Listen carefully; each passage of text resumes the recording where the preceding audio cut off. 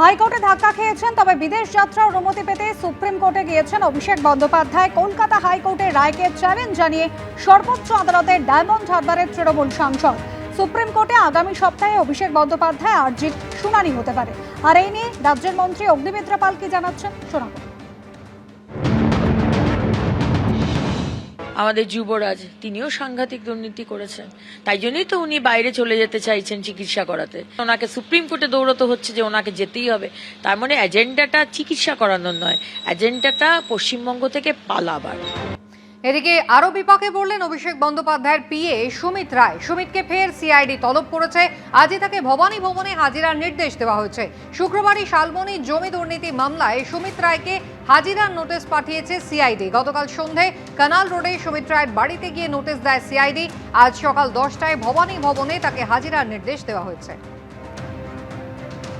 সুমিত রায় আগেই কিন্তু supreme court থেকে রক্ষা কবচ পেয়েছেন। তাকে গ্রেফতার করা যাবে না এই শালবনী জমি দুর্নীতি মামলায়, যদিও তদন্তের কাজে তাকে সব রকমের সহযোগিতা করতে হবে এমনটাই কিন্তু নির্দেশ।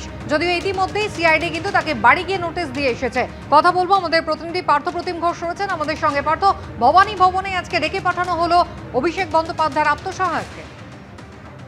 দেখো, অভিষেক বন্দ্যোপাধ্যায়ের আত্মসহায়ক সুমিত রায়, তার খোঁজে ইতিমধ্যে তুমি দেখেছিলে যে শালবনী থানার যে মামলা, অর্থাৎ জমি দুর্নীতির যে মামলা, সেই মামলায় কিন্তু অভিষেক বন্দ্যোপাধ্যায় কালীঘাটের বাড়িতে হানা দিয়েছিল পুলিশ। এবং তারপর থেকে কিন্তু সুমিত রায় অর্থাৎ অভিষেক বন্দ্যোপাধ্যায়ের আত্মসহায়কের কোনো রকম কোনো খোঁজ পাওয়া যায়নি।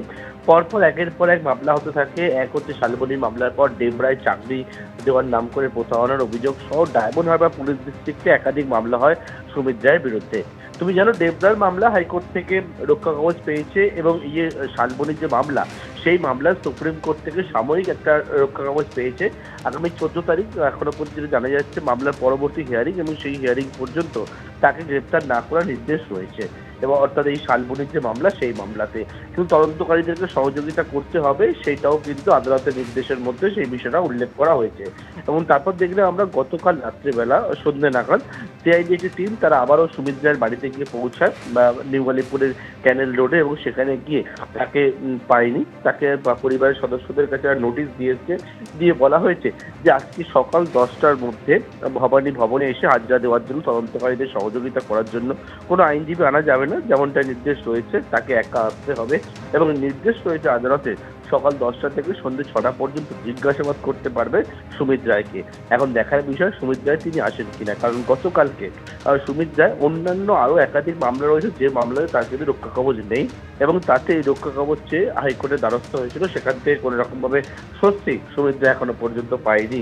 এবারে আজকে শালবনীর যে মামলা, সেই মামলায় সুপ্রিম কোর্টের নির্দেশ রয়েছে সকাল 10টা থেকে 6টা পর্যন্ত তদন্তকারী অফিসারদের সহযোগিতা করতে হবে। সাময়িক একটা রিলিফ সেটা কিন্তু সুমিত রায় পেয়েছে, এবং সিআইডি কর্তারা গতকালকে রাত্রিবেলায় তার বাড়িতে যায়। বাড়িতে গিয়ে আজকে সকাল 10টার সময় ভবানী ভবনে হাজির হওয়ার জন্য যে নোটিশ, সেই সামান সেটাকে ধরিয়েছেন শালবনীর এই যে জমি দুর্নীতি সেই মামলাতে। পার্থ, ধন্যবাদ। এবিপি আনন্দ এগিয়ে থাকে, এগিয়ে রাখে।